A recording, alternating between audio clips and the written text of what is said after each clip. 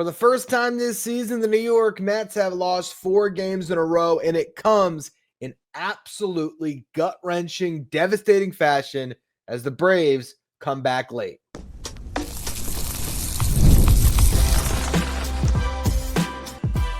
You are Locked On Mets, your daily New York Mets podcast, part of the Locked On Podcast Network, your team every day. Hello to all you amazing Mets fans. You're watching Locked On Mets, part of the Locked On Podcast Network, your team every day. I'm your host, Ryan Finkelstein. I've been covering the New York Mets on this show since the 2019 season. This is the only podcast that covers the Mets 7 days a week throughout the regular season. If you want to find some of my written work, you can do so over at justbaseball.com, where I work as the managing editor. Today's episode is brought to you by Monarch Money. Take control of your finances with Monarch Money. Use the code LOCKEDONMLB at monarchmoney.com for 50% off your first year. Now, we can say that this is the worst stretch of baseball the New York Mets have played all season, because this is the first time all year where they have lost 4 games in a row. They got swept over the weekend, played some rough baseball in that series. Then they come to Atlanta. They have a game in hand, and they blow it, winning 4-1 going into the bottom of the 8th inning. They need to get 6 more outs, and then they were home free with a victory against the Braves and starting things off on a good note. The Phillies lost to the Marlins, so they would have gotten a game back in the division. All was well, and then it all fell apart in devastating Mets in Atlanta fashion. Just another one of those games in the House of Horrors that you just look back on and say, how did that happen? And I get the fan that's driving to work this morning pissed off, and I get the fans that were on social media after the game ready to fire Carlos Mendoza or send Francisco Alvarez to AAA. Like, I understand where that frustration comes from. I do. And we will play the blame game a little bit in the next segment, or try to, and go through who's at fault, who should be blamed for this loss. Where did the Mets go wrong? Well, what exactly happened? But before we talk about everything that went wrong, let's open it up with why this hurt so much, because the Mets played such a great game through 7.5 innings. They were in position to win.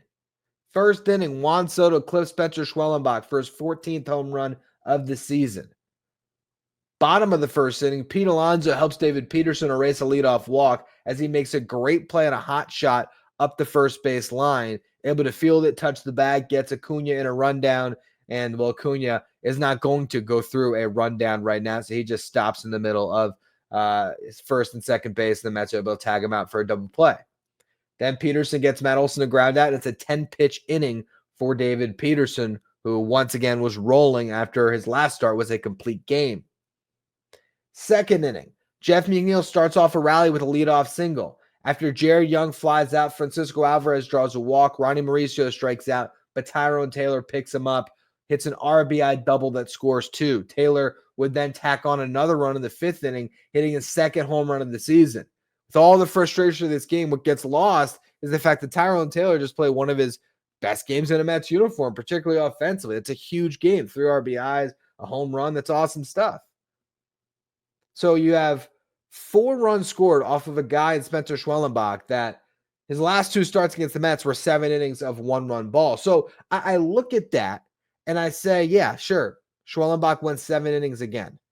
Yeah, if you want to nitpick, there was, of course, some bad base running. Pete Alonso gets thrown out trying to stretch a single into the double in the 3rd inning. This comes after Juan Soto got picked off. Then you have later, Pete Alonso is doubled off first as Jeff McNeil hits a line drive to the shortstop, and Pete doesn't immediately run back to the bag. And it's a good play, but by the shortstop, but still, definitely a missed opportunity. So there was some outs that were run into on the bases. I get that. But if you were to tell me before the game the Mets were going to score 4 runs off of Spencer Schwellenbach, sign me up. I don't blame the offense for not scoring enough in this game. I really don't. This is a tough pitcher that you were able to, get some runs across against. I don't think that's really a bad game for the team offensively. And then David Peterson on the other side of it outpitched Spencer Schwellenbach. He was outstanding. Through 7 innings, He only had one bad frame. He was keeping the ball on the ground. He got some double play balls, and through the first 7, there was only one inning where he even faced more than 4 batters. And that was the 3rd inning where Peterson issues a 2-out walk to Ronald Acuna Jr. He then gives up a base hit to Eli White, then another to Matt Olson that scores Acuna, and then he gets a ground ball to get out of the inning. That was the worst we saw from David Peterson until we got to the 8th inning. First 7, Peterson had allowed 4 hits and just 2 walks and that 1 run. He's sitting at 82 pitches going into the 8th inning. Now, everyone's playing the hindsight game. Why'd you throw him out there for the 8th? Because he goes out there for the 8th and he walks the 9-hole batter, and then Acuna gets a hit. What are you doing? You should have had Reed Garrett in the game to start the inning, giving him a clean inning. You should have had Reed Garrett face Acuna.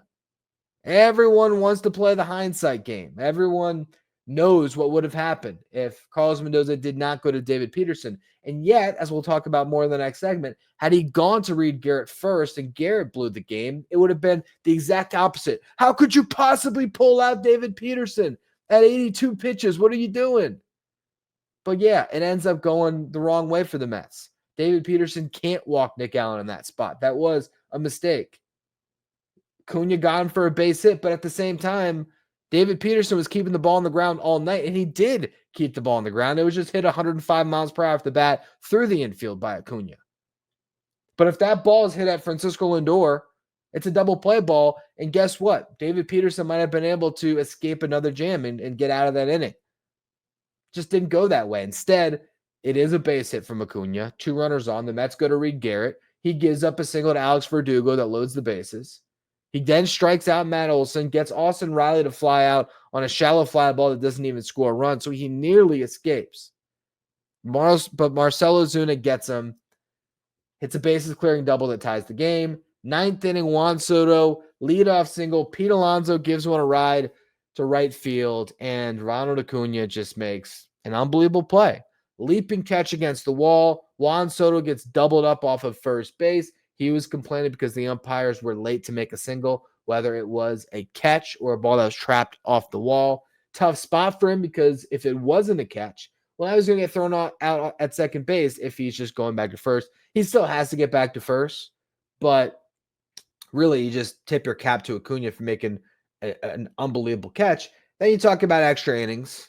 After Edwin Diaz is able to set the Braves down, I believe, in order, in the bottom of the 9th. You have Acuna as your ghost runner. You got to score him, right? Jared Young strikes out. Brutal at bat. Francisco Alvarez flies out. Ronnie Mauricio pops out. 3 of them collectively went 0 for 11 in this game with 6 strikeouts. 3 of those strikeouts belonging to Young. So Mets don't score. Bottom of the 10th inning. They intentionally walk Acuna to put 2 runners on. Verdugo pops up. So you got your first out. Then there is a really frustrating play on a wild pitch, lazy block by Alvarez, which people aren't talking about. They're talking about the throw. They're not talking about the lazy block. They should be mad about the lazy block. That I'm okay with being frustrated with. But it's a lazy backhanded attempt at a block. He didn't even drop down at all. He was just trying to pick it out of the dirt. Ends up hitting off his glove, off of the umpire, pops right up in the air, right down. Mets are fortunate with the way that ball bounces. Alvarez picks it up. He has the runner caught in between. He sees the runner start breaking back to second, so he throws the second, but then the runner immediately breaks for third, gets there without a throw, and now you got runners in first and third. The winning run 90 feet away. But Matt Olson was walked, so it didn't really matter because now the bases are loaded anyway. And then there's a fly ball from Austin Riley that hits the wall. Tyrone Taylor makes a great catch on it. You got to love the hustle because most guys, when the ball's hit over their head, are just running in because they know the game's over. You got to give Tyrone credit for making the catch against the wall, still putting his body on the line. It just shows you the type of player he is, but it doesn't matter, obviously, because if you're catching the ball at the wall, the runner from third base is going to score, and that's what happens if the Mets lose. Super frustrating game. But is there a place that you can look at where you can point your finger and say, yes, Francisco Alvarez, you're to blame for the Mets loss. Carlos Mendoza, you're to blame. That's what I want to talk about next. Today's episode is brought to you by Monarch Money. Ever check your bank account and wonder, where'd all my money go? Between dining out, online shopping, and entertainment, it's easy to lose track. That's where Monarch Money comes in. It's your personal CFO giving you full visibility and control over your finances. Monarch Money isn't just a budgeting app. It's a complete financial command center where you can track all of your accounts, investments, and spending in one place. So you stop just managing your money and you start to build wealth. Instead of juggling multiple apps, you can use Monarch to check your finances, track your spending, and even plan long-term goals. Managing money through a partner is smoother than ever, as you can track shared and personal accounts, set goals, and stay on the same page without the stress. Take control of your finances with Monarch Money. Use the code LOCKEDONMLB at monarchmoney.com for 50% off your first year. That's monarchmoney.com, code LOCKEDONMLB for half off your first year. If you're watching on YouTube today, do me a favor and hit that subscribe button. Help us get closer to our next goal of 14,000 subscribers. All right, let's play the blame game. I'm going to follow you along on this journey. Carlos Mendoza is to blame for this Mets loss. You're driving to work this morning. Carlos Mendoza is who you're pissed off at. I can't believe Carlos Mendoza making these dumb decisions, sending David Peterson out there when you have a rested bullpen. Just go to Garrett and Diaz and get the win. Why are you trying to get cute throwing David Peterson out there? I already alluded to this a little bit in the last segment, but David Peterson was at 82 pitches. David Peterson's coming off a shutout, a complete game shutout. David Peterson is arguably your best pitcher right now. You know, I'm not even say arguably. He is your best pitcher right now. Certainly your best starting pitcher. As I mentioned earlier in the game, there was only one inning where he faced more than 4 batters. He is a gamer. You're going to take the ball out of his hands at 82 pitches when he's working on a gem? And the Mets are playing the first game in a stretch where they play 13 games in a row. So, yeah, your bullpen's rested for this one, but you might need him a lot for the next game with Paul Blackburn on the mound. So, saving some bullets is not the worst thing. If David Peterson goes out there, he gets Nick Allen out, and then he ends up getting Acuna out, all of a sudden, he might steal you the 8th inning, and who knows? Maybe different circumstances. You know, he got through the inning in 10 pitches. He might finish another game for you. You don't know.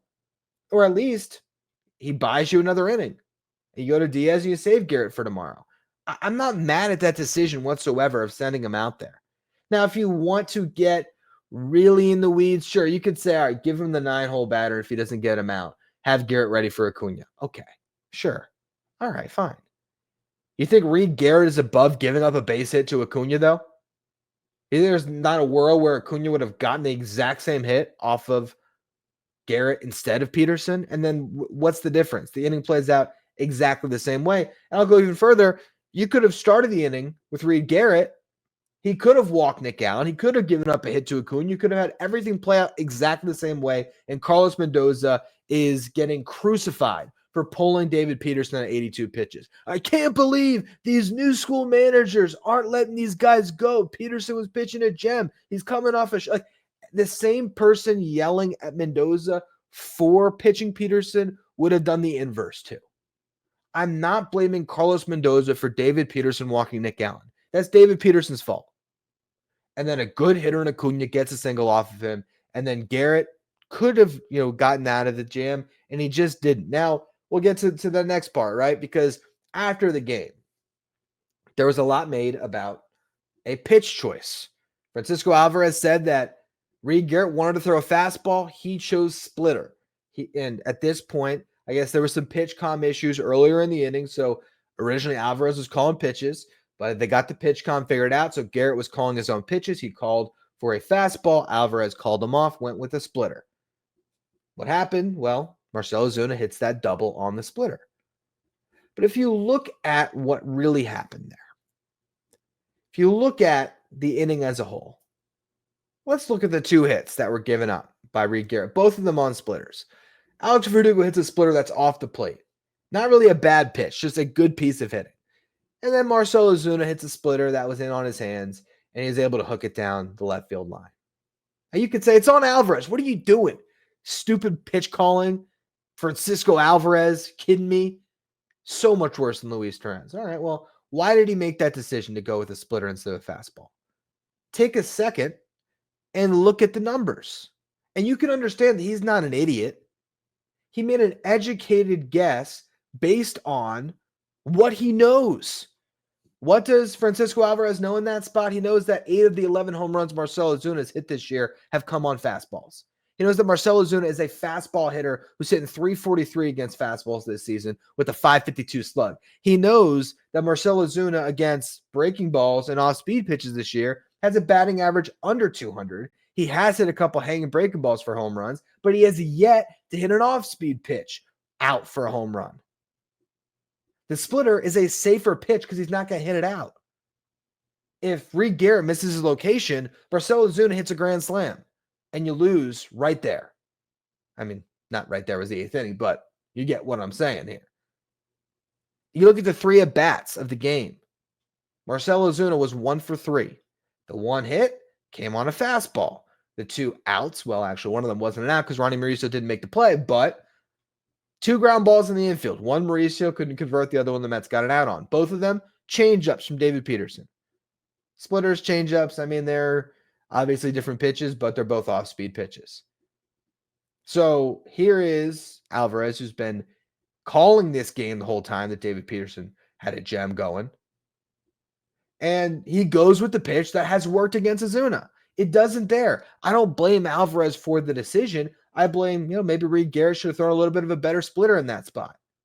And I also credit Marcell Ozuna for getting his hands in enough and being able to keep that ball fair and tuck it into the left field corner to score 3.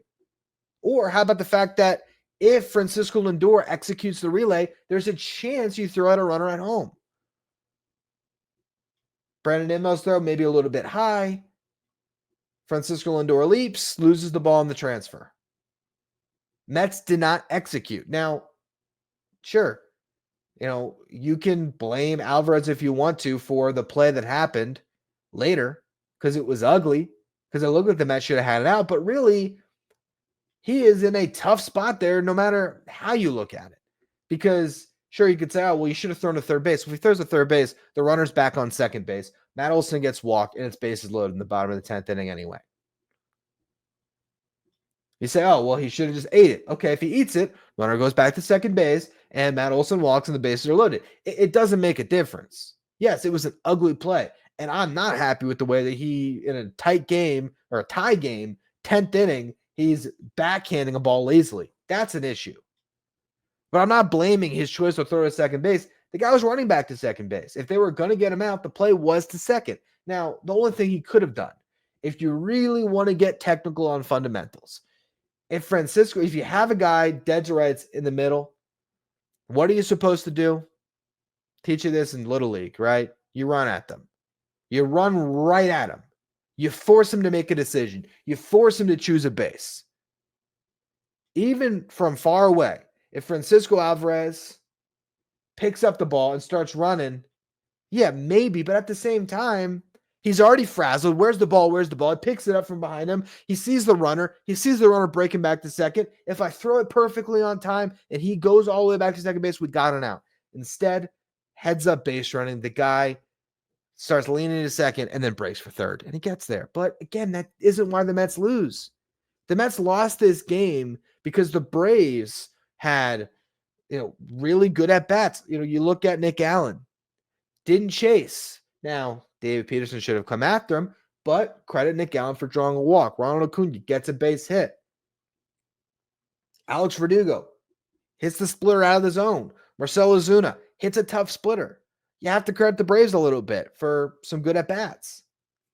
And then, yes, the Mets have to get that runner in from second base. They got to do a better job of situational hitting to get Acuna home.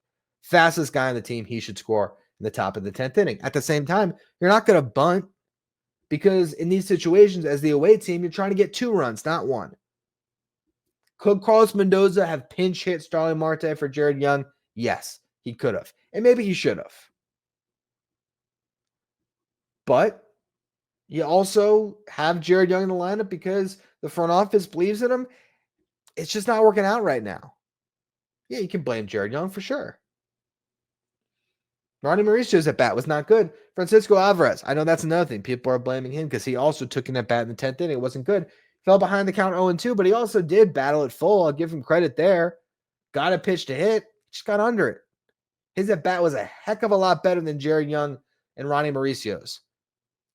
So my point through all of this is, yes, it's a frustrating loss. The Mets did not execute, the Braves did, and they won. I don't think there's anything that comes out of this game that should be done differently necessarily. What I mean by that is I don't think Carlos Mendoza needs to have I don't think anyone needs to have a chat with Mendoza about the decisions that he makes. The decisions that he makes has also had the Mets with the best record in baseball since June of last year. I'm not going to be critical of Mendoza on this one. I'm really not. I don't. Again, a little thing here or there. Would I have rather seen Starling Marte take that at bat than Jared Young? Yes, but okay. I mean, that's pretty much it. And sure, if you want to say Garrett should have faced Acuna and they should have had him ready for that batter, fine. But I'm not blaming this or pinning this on Mendoza. And then you want to pin the loss on Alvarez. Look, the pitch call that he made based on the numbers this season, based on what had gotten Ozuna out throughout this game, was the right pitch call. It was. Reed Garrett trusted his fastball, and in that sense, sure, maybe that is something that you could consider and say, oh, well, Reed Garrett trusted his fastball in that spot, and maybe you go with your pitcher to execute the pitch that they're confident in. At the same time, if he doesn't locate that ball's in the seats. And then you're kicking yourself because you didn't go with what the numbers are telling you. So it's just one of those things. And then, the lazy block and all those things. Yes, Alvarez is not playing great, but I've seen some people say the Mets should demote Francisco Alvarez. You got to be kidding me if you think the Mets are a better team with Hayden Senger over Francisco Alvarez, that the at-bats are going to be, even as bad as you think Alvarez has been, Hayden Senger's not going to be any better. And I don't necessarily know if Hayden Senger is really going to tilt the tides that much on the starts that he's going to get. Now, you want to say the Mets should play Luis Torrens more? There's a fair argument in that. I think offensively, there's really not. Torrens hasn't been swinging it any better than Alvarez. It feels like it, but look at the numbers. They're not much different. What I will say is Torrens is the better defensive catcher right now, and it's been very evident that he has been. And it does show up in the record, okay? You look at it, not that you can take catcher record for everything because there's a lot that goes into it, but Francisco Alvarez, when the Mets have him starting games, they're 18-15. When Luis Torrens starts, they're 28-15. Now, actually, that might not be a completely accurate stat, and I'm thinking about it because I went about it through Baseball Reference game logs and just looking at record and games played. So there's probably some games mixed in there where both of those guys played, and so that'll probably tilt the scales a little bit, but you can get a good picture based on the record, what's going on. When Torrens is behind the plate, the Mets are a better team right now because he's a better defensive catcher at this moment. But Francisco Alvarez is 23 years old. He has shown the ability to be a good defensive catcher in the past. And the only way to get him right is to have him play through it. And if you want to have an impact bat to catcher position this season, I know Torrens has had his moments. It's not going to be Luis Torrens. It's going to be Francisco Alvarez. So you got to keep playing him. I don't blame the Mets for that. These guys just have to play better. It's that simple. And it's on the players for sure, but I don't think that any big moves can be made that'll shake up this roster at this time. I think it was just a sucky game and a rough loss. And sometimes you just got to try to flush it the way these guys are going to try to and get back on the horse the next day and hope that the Mets are able to surprise us and Paul Blackburn beats Chris Sale and the Mets get back into this series. Otherwise, it might be a bad series in Atlanta. And guess what? You'll have an opportunity next week back at home to try to get some revenge. What I want to talk about to close the show is the big news, though, because this is actually something that tangibly will affect the roster and things to come over the next couple weeks here. Tylor Megill hit the IL today. What does that mean for the Mets? Could top prospect Nolan McLean make his MLB debut on Friday? I'm going to break it all down in just a minute. Whether you're gearing up for back-to-back meetings, shuttling kids back and forth to activities, or tackling that endless to-do list, your morning sets the tone for the rest of your day, and that's why you should start your morning with the perfect cup of coffee crafted just for you. Enter Trade. Trade is the #1 coffee destination in the U.S., delivering fresh, incredible coffee from over 50 of the country's top roasters. Whether you're a cold brew fan or a pour-over purist, they've got a roast that you're going to love. And when you are going to trade.com, you're going to take the trades quiz. I took it. It only was about a minute long. They're going to ask you how you prepare your coffee at home. What's your go-to roast level? What flavors do you like in your coffee? Then they'll send you your first bag. Mine was amazing. The coffee was fresh. It smelled so good. And honestly, it ruined grocery store coffee for me. And if that first match isn't perfect for you, though, Trade's going to replace it for free until they get it just right. And right now, Trade is exclusively offering our listeners 50% off your 1-month trial at drinktrade.com/LockedOnMLB. That's trade, TRADE.com/LockedOnMLB for 50% off your 1-month trial. That's drinktrade.com/LockedOnMLB. If you're every day that's always tuning into the show, make sure you become a Locked On Mets insider. It's our texting service. We get updates from me anytime news breaks on the match. You can ask me questions anytime. Take part in our Locked On Mets sign photo giveaways. Get a live graphic sent to your phone each day so you know who's in the starting lineup without ever having to go on social media. If you want to be a Locked On Mets insider, find a link in the episode description or go to subtext.com/LockedOnMets. Now, Tylor Megill has hit the injured list with a right elbow sprain. Now, there is no ligament damage, luckily. Just a lot of inflammation is what he said. He talked about how he was feeling it on his breaking balls in his last start. That's why he couldn't locate them. And basically, he felt some pulling in his elbow. They got an MRI. And luckily, again, no structural damage, but it's a sprain, a lot of inflammation going on. So he has to rest that arm for 7 to 10 days. If all feels good, he could start to ramp up. That is best case scenario. He might need more rest than that. So we just don't know. The Mets will have to see how he responds to rest and recovery, and then hopefully he can get back out there. Now, Kodai Senga is out for 5 weeks, John Heyman reported. Nothing new there. The timetable or the course of action is the same. Have him rest for a couple weeks, get another MRI, see how that hamstring is. If all goes well, they can start to ramp him up. But I told you as soon as this happened, don't expect to see Kodai Senga back until after the All-Star break. I still think that's the case. I think it's smart for that to be the case.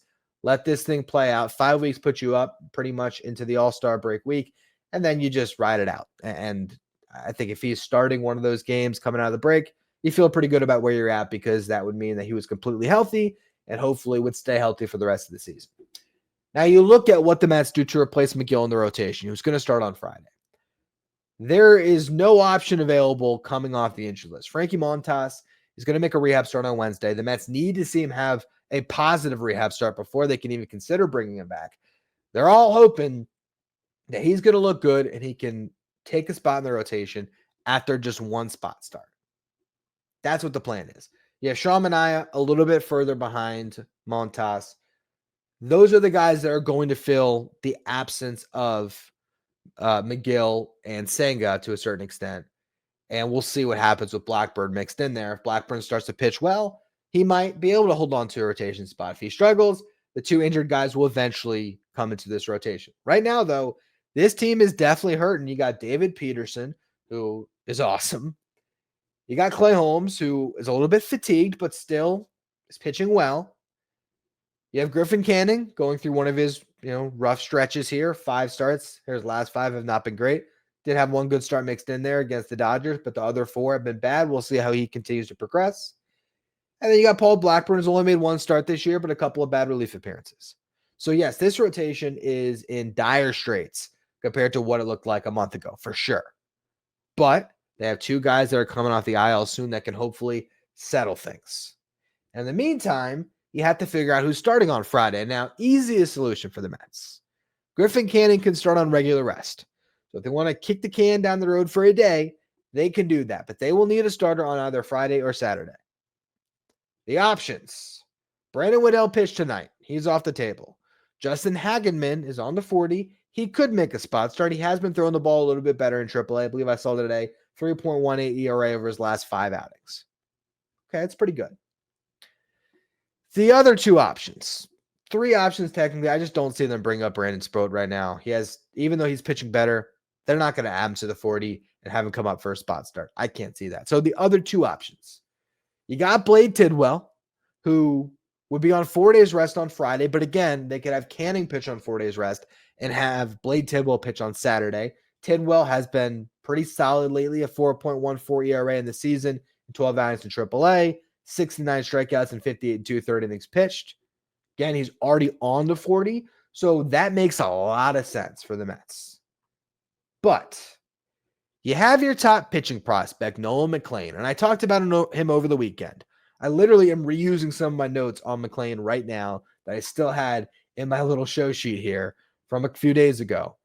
And I said at the time, I didn't see him making a start this year because of all of the different, well, I didn't necessarily he'd make a start at all this year, but I said the most likely outcome or the most likely path to the big leagues for McLean this year was coming out of the bullpen in the second half because the Mets have so many starting pitchers who are factoring into this rotation. And I didn't think that they would force him up when they had these two guys ready to come off the IL. But now there's an injury. And now there is a clear runway, clear opportunity where you have a game that you're going to really want to win against the Phillies. And you got to put your best foot forward. So if you're watching these starts in AAA and you're seeing that Nolan McLean is clearly the best pitcher in Syracuse right now, in his last start on Friday night, he went 6 innings, allowed 4 hits, 3 runs. 2 of them were earned, 3 walks, 3 strikeouts. His 2 outings prior to that were piggybacked outings off of Montas's rehab. Pitched well in both of them. Allowed 2 runs and 4 innings pitched in the first one, then 1 run and 5 1/3 pitched, allowing only 2 hits. This year, he has a 2.56 ERA in 7 outings in Syracuse. Last year, Christian Scott had a 2.76 ERA in 9 starts in AAA. Those are the only 2 pitchers who have thrived in AAA for the Mets the last couple of years, or starting pitchers, I should say, who have thrived in that environment. So right now, if you had to tell me who is the best pitcher to take the ball on Friday night, there's no doubt in my mind. It's Nolan McLean. And if they go to McLean, and if Montas has another bad rehab start, well, there might be a little bit more than just a 1-start cameo available to McLean. It might be, hey, you're going to stay in the rotation for a couple turns. See what happens. Maybe he bridges the gap to Minaya. And if Paul Blackburn isn't pitching well, maybe he stays in the rotation. It's going to be interesting. And part of me thinks that Montas will decide McLean's fate in some ways, because if he gets blown up again, I think the Mets go with McLean. If he looks really good and the Mets are pretty confident he's going to be able to take the next turn in the rotation, they might just take the easy way out, go with Canning on Friday, hold their breath with Blade Tidwell on Saturday, and just see where they're at the end of the week. It's going to be a tough road trip. The Mets should have won tonight, absolutely. And that would have been a great start to what is a really important trip for sure, and a really important stretch for the Mets over the next 10 games. But they were in position to win this one. And I'm not going to say, oh, Blackburn's going to lose for sure. No way they went on Wednesday with Blackburn versus Hill. You never know what's going to happen. You never know what Griffin Canning is going to do over the weekend against Philly. You never know what Clay Holmes is going to do against Spencer Strider. You never know how the Mets are going to hit Zach Wheeler over the weekend. You just don't know. It could be a really bad stretch for the Mets. Absolutely. But in day one of the stretch, I'm not going to get ahead of myself. I would have been, I don't know if it's weird, because I'd say I'd be more concerned if the Mets were lifeless in this game. If the Mets got blanked by Spencer Schwellenbach through 8, and the Mets, watched David Peterson turn into a pumpkin and give a bunch of runs against the Braves. That would have concerned me more. Now, a loss like this is more frustrating because it was in hand.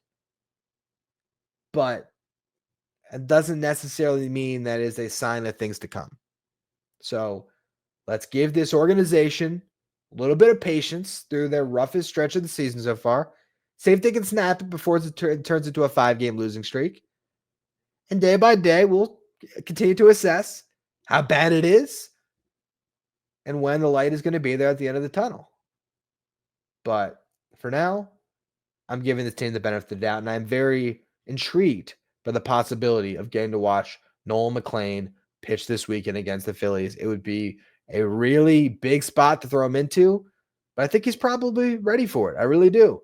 So we'll see what the Mets choose this weekend. But for now, that's going to be all for this edition of Locked On Mets. I appreciate all of you for tuning into the show. Make sure you follow, rate, review wherever you get your podcast. If you're watching on YouTube, hit that subscribe button. You can follow me on social media at Finkelstein Ryan. Follow the show at Locked On Mets. Thank you for making Locked On Mets your first listen, your first watch every day. Now for your second watch, check out Locked On MLB Game Night, which takes you around Major League Baseball and gives you insight on all of the games with our local experts. You can find Locked On MLB Game Night on the Locked On MLB YouTube channel, as well as the Locked On MLB podcast feed.